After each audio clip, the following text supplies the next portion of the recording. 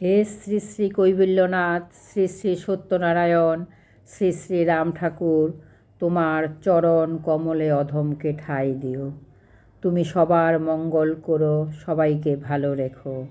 বন্ধুরা, যারা এখনও চ্যানেলটি সাবস্ক্রাইব করেননি, দয়া করে চ্যানেলটি সাবস্ক্রাইব করে আমার পাশে থাকতে ভুলবেন না।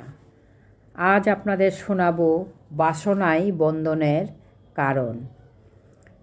স্বর্গীয় বীরেন রায়ের মনোমধ্যে একটা বাসনা প্রবল হয়ে উঠেছিল।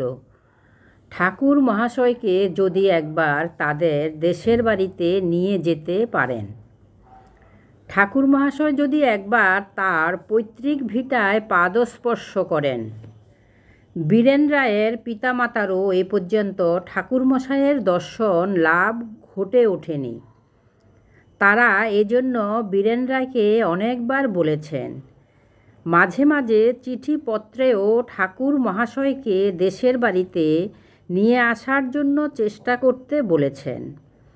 বীরেনবাবু তাদের আগ্রহের কথা ঠাকুর মহাশয়কে জানালেন।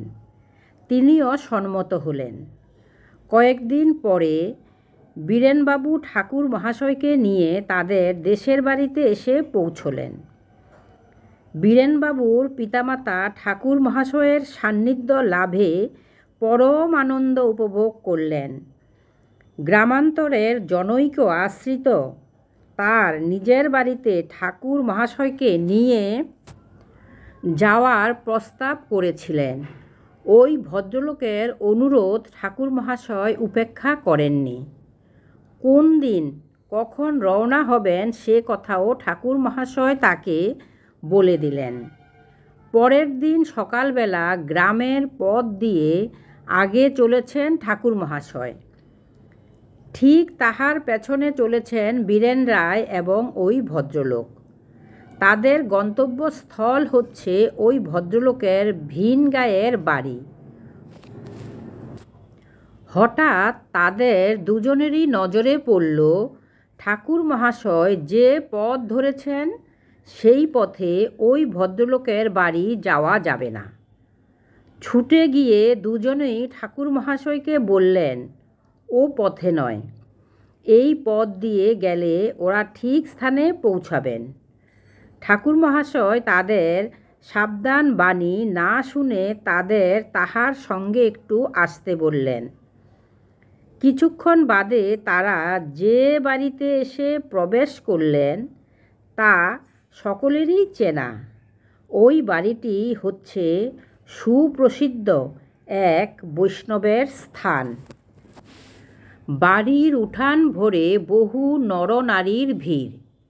সেদিকে দিকপাত না করে ঠাকুর মহাশয় সোজা প্রবেশ করলেন একখানি পর্ণকুটিরে। বীরেন রায়ও ওই ভদ্রলোক তাহার অনুগমন করলেন। একটি তক্তপোশের উপর অন্তিম শয্যায় শায়িত ছিলেন বৈষ্ণবাচার্য মহাশয়। ঠাকুর মহাশয় তার শয্যাপার্শ্বে বসতেই তিনি অক্ষম হাতে তাহার চরণ স্পর্শ করার জন্য দু একবার নিষ্ফল চেষ্টা করলেন। সস্নেহে ঠাকুর মহাশয় তার ললাটে হাত বুলাতে লাগলেন। আচার্য মহাশয়ের পাণ্ডুর মুখ ঠাকুর মহাশয়ের দর্শনে উজ্জ্বল হয়ে উঠল। আচার্য মহাশয় ওই অঞ্চলে আকিঞ্চন বৈষ্ণব রূপে পরম শ্রদ্ধাভাজন ছিলেন। বৈষ্ণব শাস্ত্রে তার প্রগাঢ় পাণ্ডিত্য ছিল সুবিদিত। তার ভগবত পাঠ ছিল যেমন অপূর্ব তেমনি অনবদ্য। দীর্ঘ জীবন নিষ্ঠা নিয়েই তিনি কাটিয়েছেন। দীক্ষা দিবসের দিন থেকে তিনি মাধুকরী বৃত্তি অবলম্বন করেই ছিলেন। তার পূত চরিত্রের জন্যই সহস্র জন তার শিষ্যত্ব গ্রহণ করে ধন্য হতে পেরেছেন।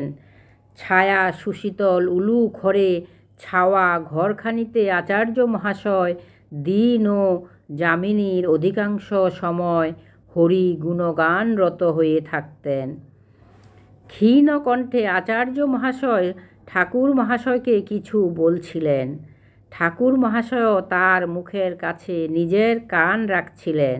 ঘরের মধ্যে যারা ছিলেন তাদের একজনকে লক্ষ্য করে ঠাকুর মহাশয় সহসা একটি ডিম সিদ্ধ করে শীঘ্র আনার জন্য বললেন। ঘরের সব লোক সচকিত হয়ে উঠল। বীরেনবাবুরা প্রমাদ গুনলেন, এত বড় বৈষ্ণবের গৃহে এসে ডিম সিদ্ধ করে আনার আদেশ! ঠাকুর মহাশয় কখন যে কী কাণ্ড করে বসেন! কণ্ঠ তালু ভয়ে শুষ্ক হয়ে উঠেছে বীরেনবাবু ও তার সঙ্গীর। নির্বাক বিস্ময়ে সকলেই দাঁড়িয়েছিলেন। ডিম সিদ্ধ করে আনার জন্য যাকে বলা হয়েছিল তিনিও নড়েননি। পাষাণ স্তম্ভের মতোই তিনি অটল অনড়। ক্ষীণ কণ্ঠে আচার্য মহাশয় বললেন, ঠাকুর মহাশয় যা বলেন তাই করো। আচার্য মহাশয়ের কথা শুনে ওই লোকটি চলে গেলেন। কক্ষমধ্যে বাকি কয়জনার বিস্ময়ের ঘোর বিন্দুমাত্র কাটেনি। কিছুক্ষণ পরে ওই লোকটি একটি বাটিতে করে ডিম সিদ্ধ আনলেন। নিজ হাতে ঠাকুর মহাশয় অতি সামান্য ডিম সিদ্ধ আচার্য মহাশয়ের ওষ্ঠপুটে রাখলেন। ধীরে ধীরে আচার্য মহাশয় সিদ্ধ ডিমের সেই অংশটুকু খেয়ে নিলেন। পরে ঠাকুর মহাশয় পুনরায় একটু একটু করে ডিম সিদ্ধ তাকে খাওয়াতে লাগলেন।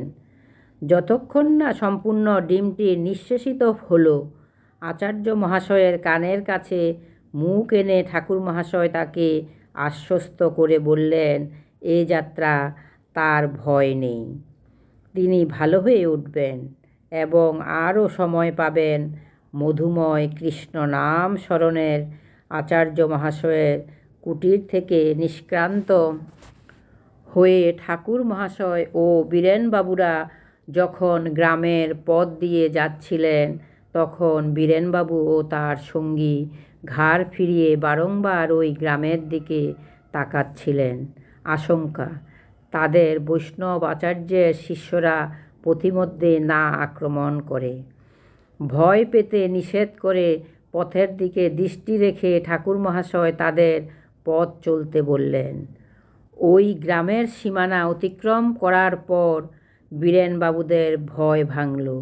তারা সমস্বরে ঠাকুর মহাশয়কে জিজ্ঞাসা করলেন, এত বড় বৈষ্ণব, এমন নিষ্ঠাবান সচ্চরিত্র পুরুষ ডিম খাইয়ে শেষ বয়সে ঠাকুর মহাশয় কেন তার নিষ্ঠা ভঙ্গ করলেন? আচার্য মহাশয় অতি উন্নত পুরুষ এবং সর্বত্র শ্রদ্ধাভাজন। তার উপর ঠাকুর মহাশয়ের ছিল অপার করুণা। আচার্য মহাশয়ের স্বভাব ও সাধনার ঠাকুর মহাশয় ভূয়সী প্রশংসা করলেন। একটা ডিম খাওয়ার বাসনা তার মনের গহীনে দীর্ঘকাল গোপন ছিল। এছাড়া অন্য কোনো কামনা বাসনা তার পবিত্র চিত্তে নেই। সেই জন্যই ঠাকুর মহাশয় আগ্রহশীল হয়ে তাকে ডিম খাইয়েছেন। এখন আচার্য মহাশয় সম্পূর্ণরূপে বাসনা বিবর্জিত। এইসব কথা বীরেনবাবুদের বুঝিয়ে বলার পর ঠাকুর মহাশয় উভয়ের দিকে দৃষ্টি রেখে পুনরায় বললেন, বাসনাই বন্ধনের কারণ। বাসনাই ভুয়ো ভুয়ো জন্ম মৃত্যু ঘটায়। সুতরাং ভালো মন্দ কোনো বাসনাই করবেন না। নমস্কার। জয় রাম, জয় গোবিন্দ।